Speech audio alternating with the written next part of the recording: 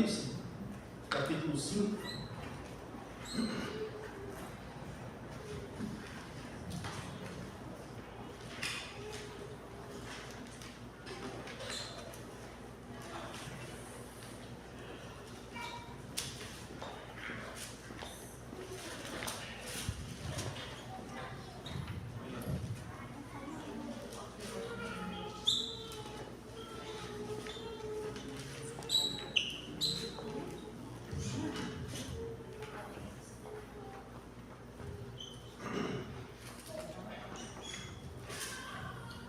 Capítulo 5, vamos ler do versículo 1 ao versículo 6, assim nos diz a palavra do Senhor: vi na mão direita daquele que estava sentado no trono um livro, escrito por dentro e por fora, de todo selado com 7 selos. Vi também um anjo forte, que proclamava em grande voz: quem é digno de abrir o livro e de desatar os selos? Ora, nem no céu, nem sobre a terra, nem debaixo da terra, ninguém podia abrir o livro, nem mesmo olhar para ele. E eu chorava muito, porque ninguém foi achado digno de abrir o livro, e nem mesmo olhar para ele. Os 2 versículos agora são os versículos chaves da minha pregação nessa noite. Versículo 5. Todavia, um dos anciãos me disse: não chores, eis que o leão da tribo de Judá, a raiz de Davi, venceu para abrir o livro e os seus 7 selos.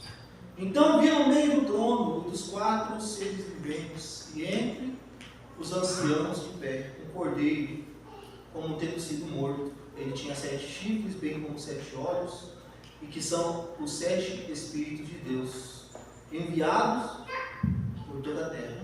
Oremos.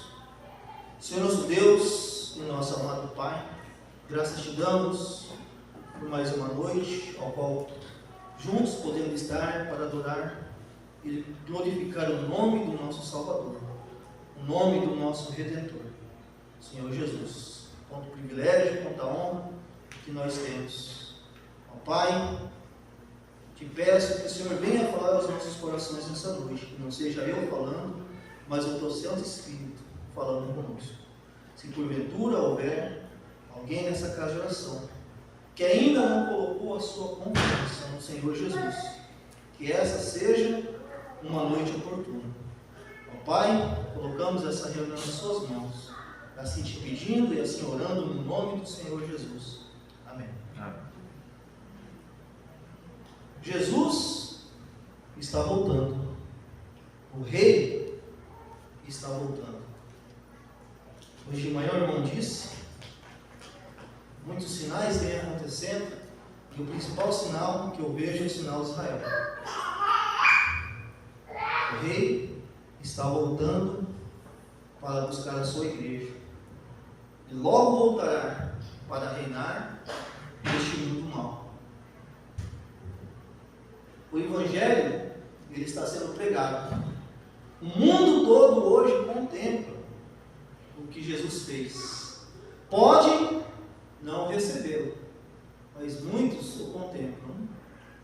Ao comemorar o Natal, por exemplo, ao lembrar da Páscoa, outro exemplo,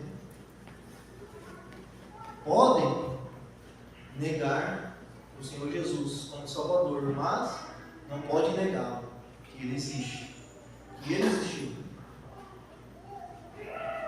Aqui, quando nós olhamos esse trecho de Apocalipse, nós lemos do capítulo 1 até o final do capítulo 4, quando João está contemplando as igrejas, as 7 igrejas. Creio eu que todas as igrejas de todos os séculos e as igrejas de hoje, ele está contemplando. O Senhor chama para ir ao céu e contemplar ainda as coisas que iriam acontecer com o mundo. E nessa sua visão, ele viu um livro, e neste livro era um livro fechado, com 7 selos. E o anjo, um anjo forte, clamava em grande voz, ou seja, gritando: quem é digno de abrir o livro? Neste momento, um ancião disse a ele chorando ali muito, porque não havia ninguém que era digno de abrir aquele livro. E ali eu entendo o seguinte, que todos nós estávamos perdidos. Todos nós estávamos perdidos se o Senhor Jesus não tivesse feito o que ele fez. E nisso o ancião disse a João: não chores, eis que o leão da tribo de Judá venceu. Eis que o leão da tribo de Judá venceu. O que o leão simboliza para nós? Quando nós pensamos na figura de um leão, desde lá da nossa infância, o que o leão significa? Ele é o quê? Ele é o rei da floresta, né? Lá na nossa infância nós aprendemos que o leão é o rei da floresta, né? Ele é o rei, ele tem essa simbologia de ser um rei. Só que quando João olha, leu o versículo 6, ele não vê um leão, ele vê um cordeiro, né? E entre os anciãos, um cordeiro. Mas o ancião havia dito que era um rei, um leão, mas ele viu um cordeiro. E ao olhar, e ao estudar, ao debruçar sobre a palavra de Deus, nós vemos que a simbologia do cordeiro, lá no Velho Testamento, era necessário uma vez ao ano, né, entregar um cordeiro para ser morto lá no Santo dos Santos, no santuário, e ali derramar o sangue do cordeiro, simbolizando que o pecado ali daquele homem que entregava o cordeiro era escondido. Certa vez Abraão foi provado a sua fé, tanto que a palavra de Deus nos chama Abraão de pai da fé, a levar a seu filho para matar o seu filho, para ver se a sua fé era tão forte assim. E ele tinha certeza que se ele matasse o filho dele, Deus traria novamente a vida. E ao chegar no lugar, o filho dele fala: pai, aqui tem todas as coisas, mas cadê o cordeiro? E ali nós vemos na boca de Abraão uma das mais belas profecias: Deus proverá para si um cordeiro para o holocausto. E quando nós vemos João Batista avistando o Senhor Jesus em João capítulo 1, versículo 29, eis o cordeiro de Deus que tira o pecado do mundo. Quando nós lemos também, há mais de 600 anos, antes do Senhor Jesus vir, Isaías 53, versículo 7,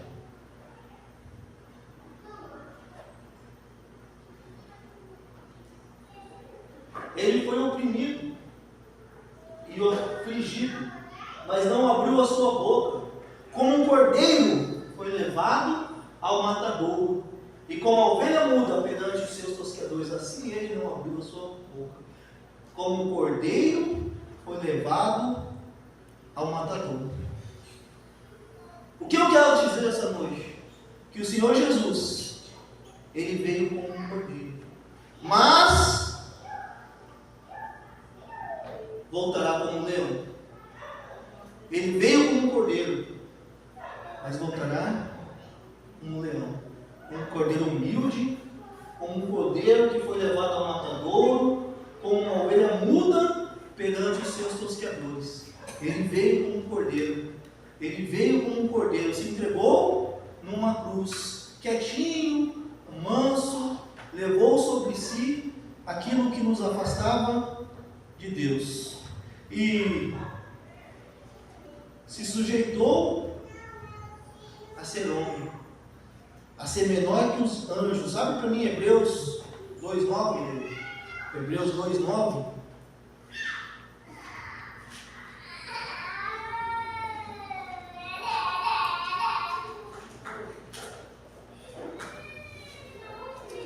Sete a 9.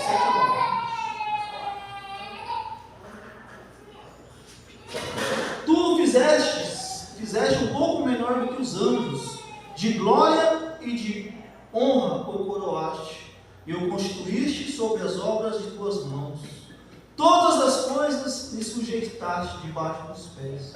Ora, visto que lhe sujeitou todas as coisas, nada deixou que não lhe esteja sujeito, mas agora ainda não vemos que todas as coisas lhe estejam sujeitas. Vemos, porém, coroado de glória e de honra, aquele Jesus que fora feito um pouco menor do que os anjos, por causa da paixão da morte, para que pela graça de Deus provasse a morte por todos. O Senhor Jesus, ele se sujeitou, mesmo estando lá na sua glória, ele deixou a sua glória e veio a este mundo nascer como um homem. Por um pouco de tempo ele se sujeitou a ser como um de nós. Jesus, ele foi como um de nós, um homem simples, um homem humilde. Ele se sujeitou a ser melhor que os anjos. Os anjos foram criados por ele. Todas as coisas que existem foram criadas pelo Senhor Jesus. Mas ele se sujeitou à sua própria criação. A sua própria criação.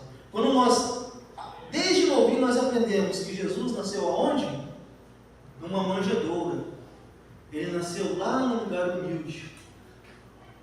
Nasceu numa estribaria, né? Nasceu numa estribaria, colocado numa manjedoura, né? Sabe uma coisa? Para nós aquilo ali é uma coisa simples. Mas quando nós olhamos a palavra do Senhor, nós vemos que o maior e melhor palácio do mundo, o mais lindo, o mais completo, desculpa a expressão, mas não é nem um casinho de cachorro comparado ao céu. O melhor castelo do mundo. O Senhor Jesus, se ele viesse lá do céu e viesse num castelo, para ele ia ser a mesma coisa que uma estribaria. Mas ele quis se mostrar humilde, né? Nasceu numa manjedoura. Depois, quando ele entra na cidade, ele entra montado no quê? Num jumento. Montado num jumento. Podia ter entrado na cidade com uma cavalaria, podia ter entrado com um cavalo branco, podia. Todas as coisas lhe pertencem, todas as coisas estão sujeitas a ele, mas ele não veio para isso. Quando nós lemos lá em Filipenses capítulo 2, versículo 5 a 8, ele mesmo sendo Deus,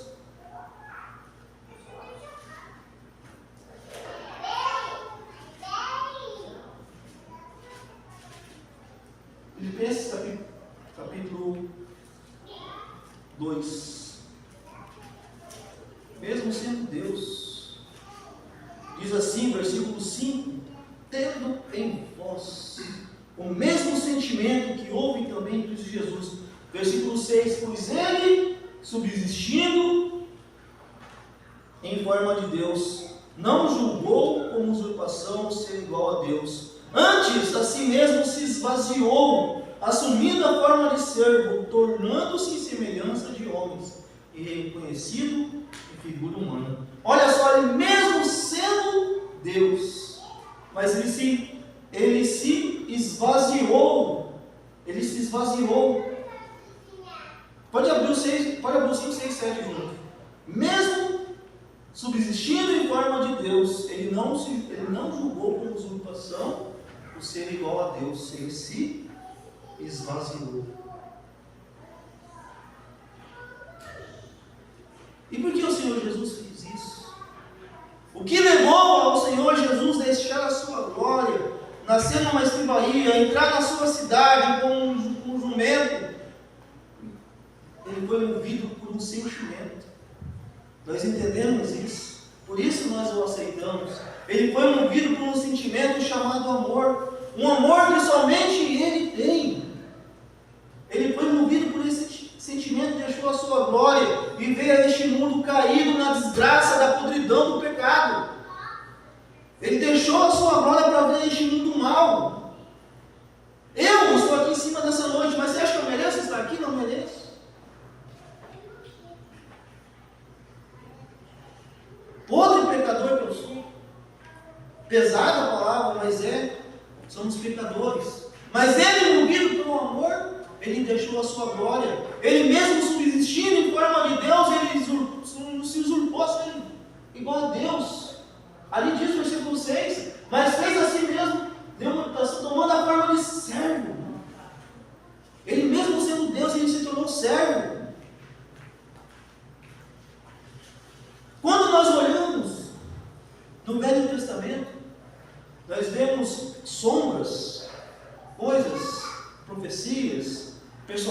personagens que muitas vezes nós vemos que somos do Senhor Jesus.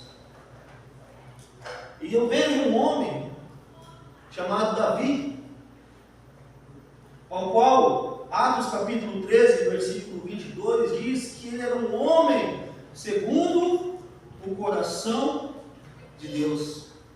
E quando nós contemplamos a história de Davi, nós lembramos logo no quê? Ele matou o gigante.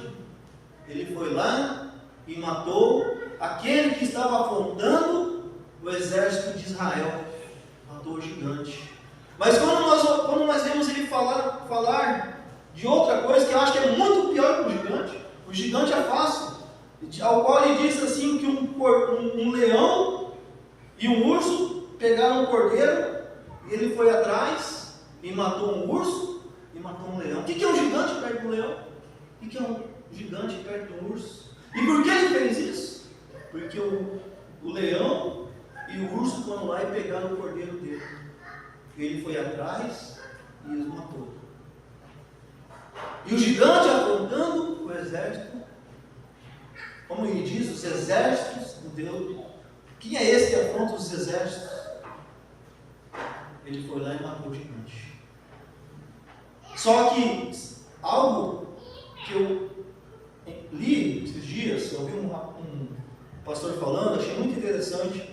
O maior inimigo de Davi foi, ele falando, foi um lobo. E eu fiquei pensando, um lobo? Ele quis dizer, né? Aí nós olhamos, Davi foi perseguido pelo rei Saul por anos. E 21 vezes, assim diz os estudiosos, não comparei, mas ouvi muitos comentários, que por 21 vezes Saul tentou matar Davi.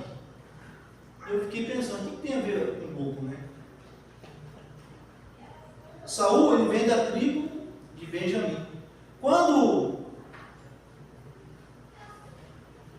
as 12 tribos, quando José foi se despedir de seus filhos, deu a bênção sobre os filhos, ele falou profecias. Ele se referiu a Benjamim como um lobo. E a bandeira da tribo de Benjamim tem um lobo.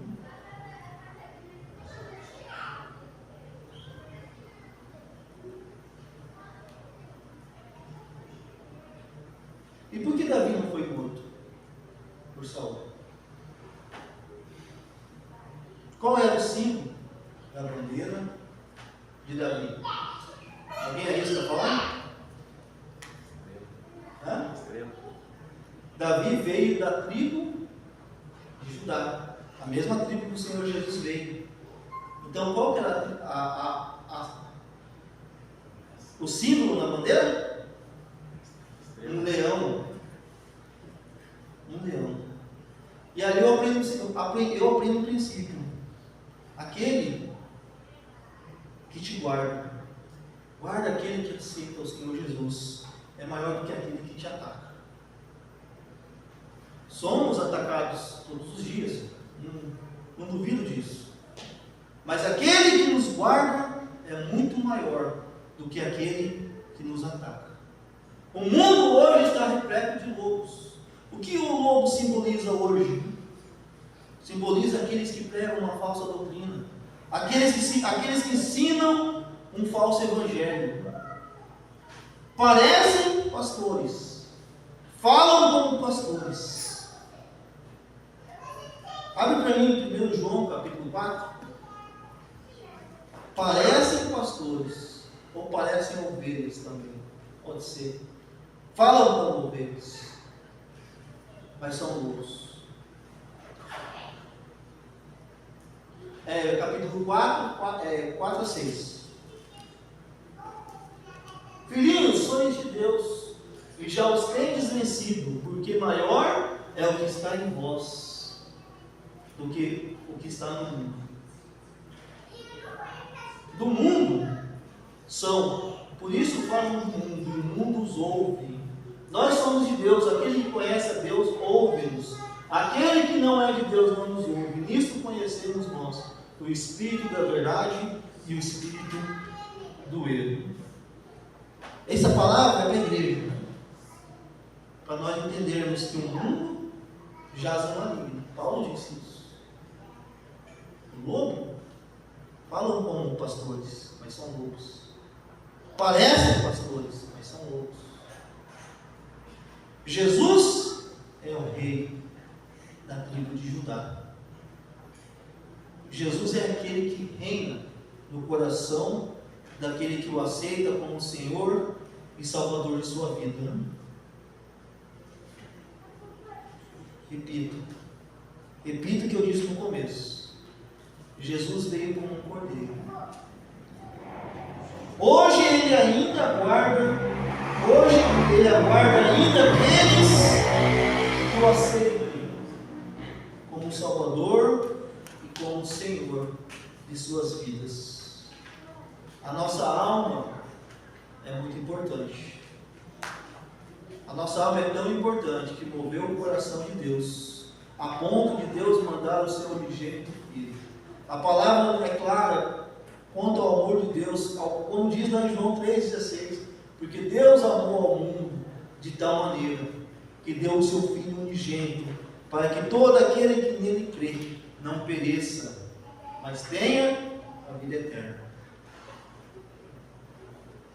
Deus nos amou, Deus nos ama. Hoje ainda é o dia da salvação. Hoje ainda nós podemos olhar para o Senhor Jesus como aquele que o profeta disse: eis o Cordeiro de Deus que tira o pecado do mundo. Mas haverá um tempo, e esse tempo está chegando, ao qual ele não vai mais vir como um cordeiro, mas ele vai vir como um rei. Isso profetizado em Daniel capítulo 7, versículo 13 e 14. Profetizado em Daniel.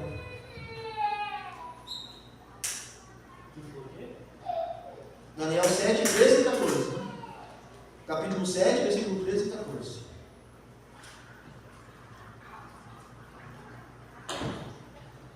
Eu estava olhando nas minhas visões da noite, e eis que vinha nas nuvens do céu um como filho do homem, e dirigiu-se ao ancião de dias, e o fizeram chegar até ele. E foi-lhe dado o domínio e a honra e o reino, para que todos os povos, nações, línguas o servissem. O seu domínio é um domínio eterno, que não passará, e o seu reino que não será destruído. Ainda não aconteceu isso, mas vai acontecer. Vai acontecer. Todos os povos, todas as nações, todas as línguas vão confessar que Jesus Cristo é o Senhor dos senhores e o Rei dos reis. Isso está prestes a acontecer. Logo vai acontecer. Logo vai acontecer. Apocalipse 17, versículo 14, nos diz assim: pelejarão eles contra o Cordeiro, e o Cordeiro os vencerá, pois é o Senhor dos senhores e o Rei dos reis. Vencerão também os chamados, eleitos e fiéis que se acham nele. Hoje, o Senhor Jesus pode ser o Senhor, o Rei, o Salvador da sua vida.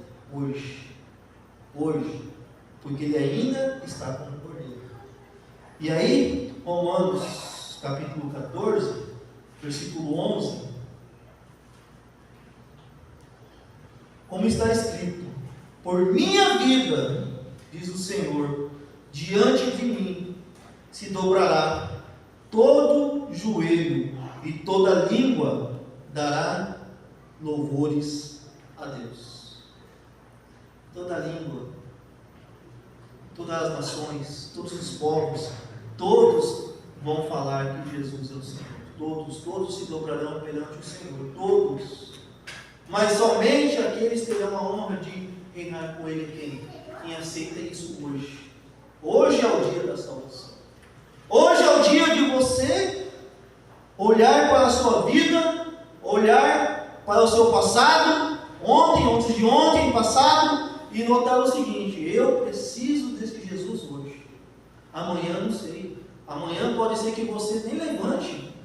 Não sabemos. dia da salvação. O Senhor, o Rei Jesus, está voltando. Duvidaram dele, duvidam dele, zombaram dele naquela época, zombam dele hoje, xingaram, jogaram pedras, arrancaram, puxaram a sua barba, o seu cabelo, e quando lhe colocaram numa cruz, onde somente criminosos eram colocados, e o pior, em cima da sua cabeça, escreveram: Rei dos Judeus. E ele o é, mas escreveram de forma de zombaria.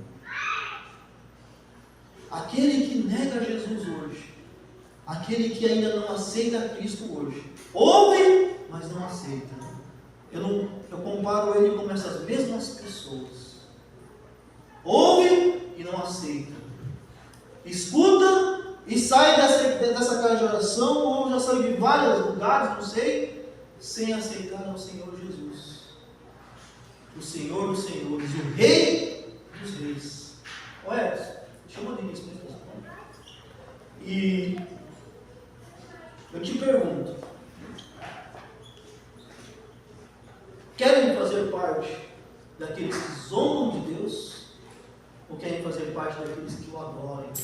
Adorem a Ele como Rei, adorem Ele como Senhor, adorem Ele como Salvador, adorem Ele como Redentor. É tão maravilhoso quando olhamos essa palavra Redentor, porque Redentor, estávamos perdidos. Eu estava perdido, mas um dia eu reconheci o quão pobre eu sou, o quão pecador eu sou, o quão eu necessitava dessa graça de Deus. Olha o amor que Ele teve comigo, deixou a sua glória, veio a este mundo humilde, um servo humilde, o Rei dos Reis, entrou na sua cidade montado num jumentinho. Olha só, e hoje eu tenho o privilégio de dizer: obrigado, Senhor Jesus, pela salvação. O nome dele tem que ser adorado. Hoje ele está à destra do seu Pai, recebendo a sua honra, recebendo a sua adoração, recebendo o louvor. Os anjos, eu fico imaginando, os anjos, o que esse homem está fazendo aí? Os anjos, ele se fez menor que os anjos, por amor a mim, por amor a você. O Rei está voltando. O hino, coloca o hino lá para nós.